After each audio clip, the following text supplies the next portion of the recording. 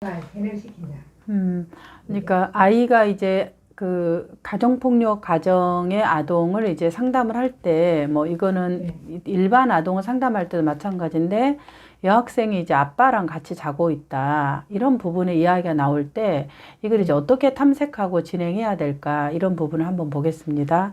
지금 이제 아동이 뭐 9살 보통 이제 6살 뭐 5살도 이제 우리가 아주 어릴 때도 아빠만 둘이서 자는 것들은 우리가 엄마랑 같이 잠 모르지만은 그거는 이제 좀 고려를 해봐야 되는 부분으로 봅니다. 특히 이제 가족이 지금 있는 부분에서 아빠가 이제 뭐 남자아이들하고 자는 것은 같은 동성끼리 자는 거야 그럴 수 있지만 가족이 지금 다 그 엄마도 있고 오빠 남동생이 있는데 지금 이 아이가 이제 아빠랑 잔다고 만약 이야기가 나올 때 그냥 그걸 자연스럽게 이제 물어보는 게 필요할 것 같아요. 왜냐하면 이건 중요하니까.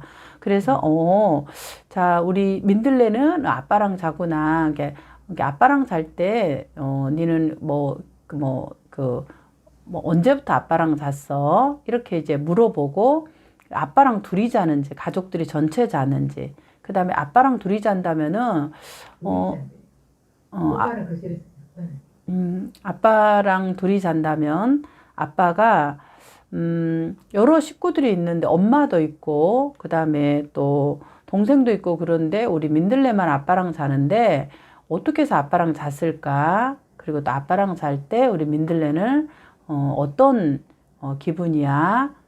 그렇게 해서 조금 이 아빠랑 자고 있는 배경에 대한 것들을 조금 물어봐야 될 것 같아요. 그리고 이제 지금 접근 금지 상황이면은 어쨌든 이제 아빠가 그 부모 중에 한 분이 집에 없는데 그러면 지금은 이제 아빠가 없을 텐데 그러면 지금은 어떻게 자고 있는지 이런 그 수면이라는 것은 굉장히 중요한 부분인데 어떻게 해서 이 내담 여자 아동이 아빠랑 자게 됐는지 그리고 그 부분을 엄마가 이거를 그냥 넘어간 건지 어떻게 된 건지 그래서 이제 아동에게 물어보고 난 다음에 부모 상담에서 이거는 반드시 물어봐야 되는 거예요.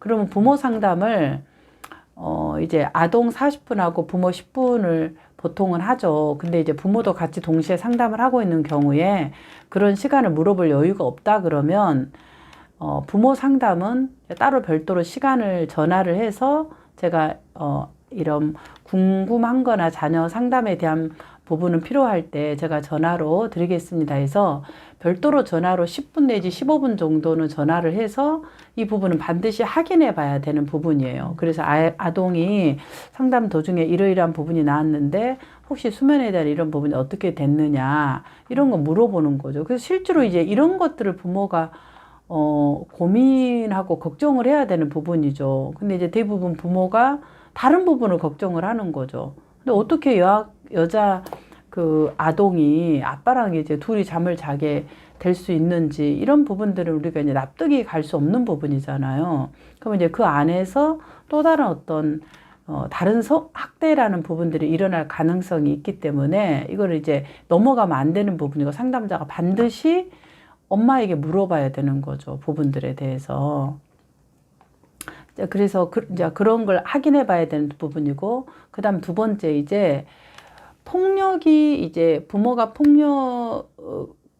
중에 한 분이 폭력이 일어났을 때 이제 아동의 놀이 중에서 혹은 뭐 이야기 중에서 이제 싸우는 놀이를 할 수 있어요. 폭력 놀이를. 근데 폭력 놀이가 뭐냐 그러면 보통 이제 애들이 이제 인형으로 이렇게 뭐 인형이 여러 가지 인형이 있는데 보통 이제 센터에서 뭐 이런 인형이 있죠. 이런 인형도 있고 이런 인형이 아니라면 아이들이 보통 이제 뭐 이렇게 동물들 갖고 놀이하면서도 아이들이 또 폭력이라는 것이 누구를 때리고 죽이고 이런 게 나올 수 있어요. 이런 부분이 나오고 어쨌든 놀이 중에서 이런 부분이 나올 때 어떻게 이것을 다루어야 되냐.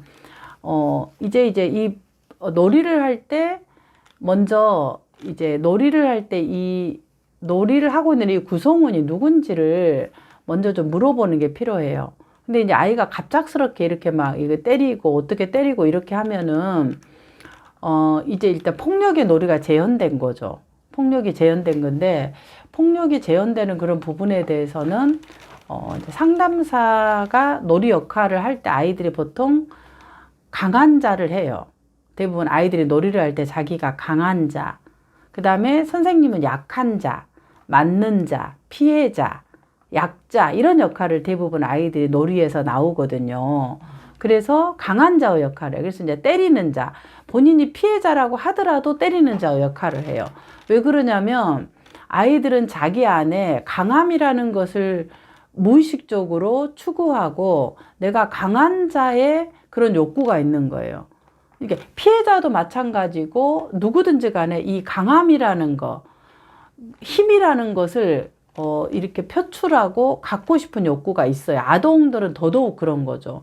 그래서 그런 부분들을 이제 특히 억압이 되거나 이럴 때 더더욱 놀이에서 공격성이 표출되죠. 근데 대부분 이제 공격성이 아이들이 놀이 중에서 뭐 이렇게 뭐 그 상어라든가 그 다음에 공룡이라든가 그 다음에 또 총이라든가 이런 부분으로서 또 뭐 경찰차 이런 부분을 통해서 삐요 뭐 도둑을 잡아라 뭐 해라 이제 이런 이제 대부분 뭐 공격성의 놀이로서 총으로 모두 다 적군을 다 뭐 멸살해라 모두 다 죽여라 막 이렇게 쏘아라 이런 이제 놀이로서 공격성을 드러내요.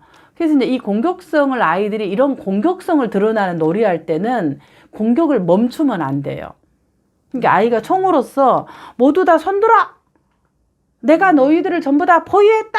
이렇게 하면은 이제 선생님이 약자의 그런 위치잖아요. 그러니까 이 공격성이 드러날 때는 공격성이 표출되도록 상담사가 놀이 역할의 파트너가 돼주는 거예요. 근데 이제 공격성이 하지 뭐, 죽인다고 무서워. 죽이지 말고 우리 살려주자. 대부분 이렇게 이제 상담사들이 이 부분을, 좋게, 공격성은 잘못된 거야. 살려주자. 죽이지 말고. 이렇게 하면서 이거를, 좋은 긍정적인 모습의 엔딩으로 마무리를 빨리 하려고 그래요.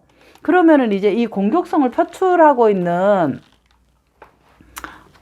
지금 제가 그것만 갖고 왔는데 공격성을 표출하고 있는 이 놀이에서 아동이 공격성을 놀이에서 표출해야지 이 안에 있는 공격성들이 자연스럽게 나오면서 정화가 되는 거예요.